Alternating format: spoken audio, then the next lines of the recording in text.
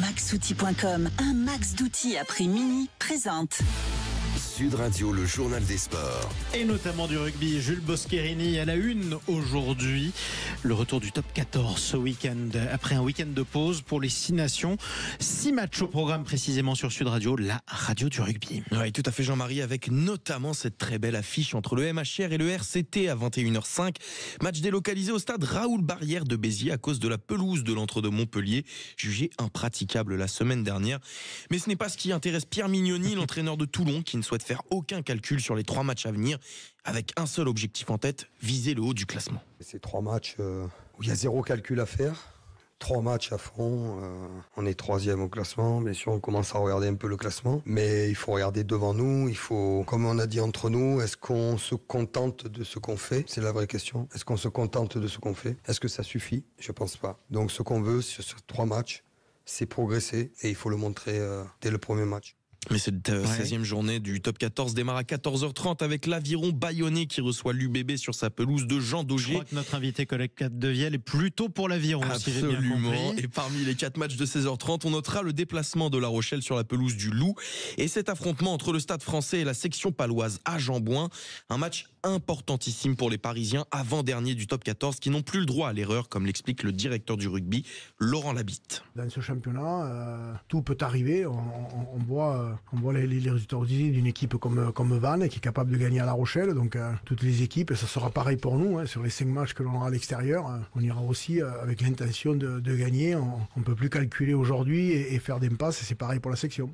Oui, c'est pareil pour la section. Mais c'est ce qu'on verra. C'est un beau match à suivre sur Sud Radio. Ça, c'est pour le top 14. Mais alors, hier aussi, vous aviez le plus beau championnat du monde, l'autre plus beau championnat du monde. On fait des jaloux sur Sud Radio.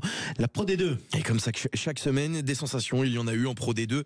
À commencer par la victoire de Valence contre le Biarritz Olympique à la toute dernière seconde du match. La faute à un moment de flottement de la défense basque. Ça fait 28-27 pour les locaux. Clément Combe au commentaire. Et attention à ce que ça soit pas joué rapidement. Il la joue à la main, effectivement, tout de suite. Ah, regardez pas les Biarros, qu'est-ce qu'ils ont fait? Ils ont oublié qu'ils étaient sur le terrain, c'est fou. Oh non, c'est fou ça. Oh l'erreur monumentale. Oh qu'est-ce qu'ils ont été naïfs là-dessus. Oh là là. Oh comment c'est possible? Oh les Biarros, ils se regardaient entre eux comme si le match était plié. Voilà, ça c'est pour la boulette du week-end. Ouais, maintenant on va parler d'Alexandre Priam aussi. Ouais, et on va parler des cartons parce que des gros scores il y en a eu Jean-Marie. 75-14 pour Grenoble face à Aurillac, 60-23 pour Montauban face à Nevers et Angoulême qui vient à bout de Colomiers, 41-37. Ah oui, sacré match quand même. Il y a eu une pluie d'essais hier. On s'ennuie jamais avec la Pro D2. Jamais sur Sud Radio en général. Et maintenant on passe au ballon rond, le football présent avec ce match nul impressionnant entre Brest et Auxerre. C'était hier soir, ouverture de la 22e journée de Ligue 1. Match nul spectaculaire, 2-2 sur la pelouse des Bretons. Stade brestois qui a même concédé 2 fois le score face aux promus. Rien de rassurant avant le match retour en Ligue des Champions face au PSG mercredi prochain. Exactement, puis 3 matchs au programme aujourd'hui. Avec notamment cet OM Saint-Etienne sur la pelouse du Vélodrome à 17h et à 20h45, le PSG qui se déplace dans la Ville Rose pour y défier Toulouse. Exactement, football toujours, bras de fer entre la Ligue de football professionnel et le diffuseur du championnat DAZN qui continue de faire débat dans le monde du ballon rond. Ça annonce rien de bon pour les clubs. Ils sont même fragilisés et très fortement puisque DAZN a mis sous séquestre 35 millions d'euros, ce qui correspond à la moitié du montant des droits TV. Et la situation pourrait être lourde de conséquences pour le football français, comme l'explique Vincent Chaudel, le président de l'Observatoire du sport business. On a des clubs qui ont besoin que leurs propriétaires mettent la main à la poche dès à présent. Et donc, on est dans une situation où on a des clubs qui ont une économie fragilisée ou alors une économie qui se polarise.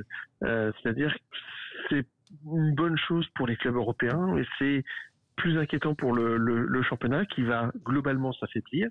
C'est plus inquiétant aussi pour tout le football parce que les clubs de Ligue 1 sont télédépendants, mais les clubs de Ligue 2 sont Ligue 1 dépendants. Et donc, si la Ligue 1 a du mal à vivre, elle aura du mal à être solidaire avec la Ligue 2. Et elle aura encore plus de mal à imaginer créer une Ligue 3. Oui, effectivement, une Ligue 3. Vincent Chaudel, fondateur de l'Observatoire du sport business. On passe maintenant au titre mercredi sur le relais mix. Ça, c'était mercredi. Eh bien, on voit le biathlon français continuer sa moisson de médailles au championnat du monde en Suisse. Et pourtant, en difficulté cette saison, Justine Bresse-Boucher est sacrée championne du monde de sprint en réalisant une course pleine.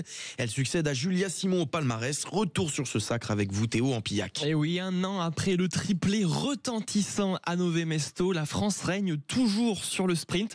Au terme d'une fin de course complètement folle, Justine Brezas-Boucher s'est exprimée au micro de la chaîne L'équipe. Elle était très émue après la course, on l'écoute. Je suis très émue.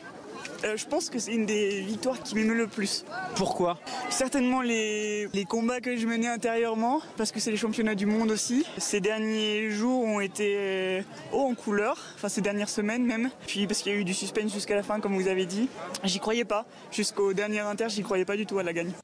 Elle n'y croyait pas et pourtant la Française a terminé cette course comme une fusée. Dans le dernier tour, elle reprend plus de 10 secondes à l'Allemande Franziska Preuss qui finit deuxième.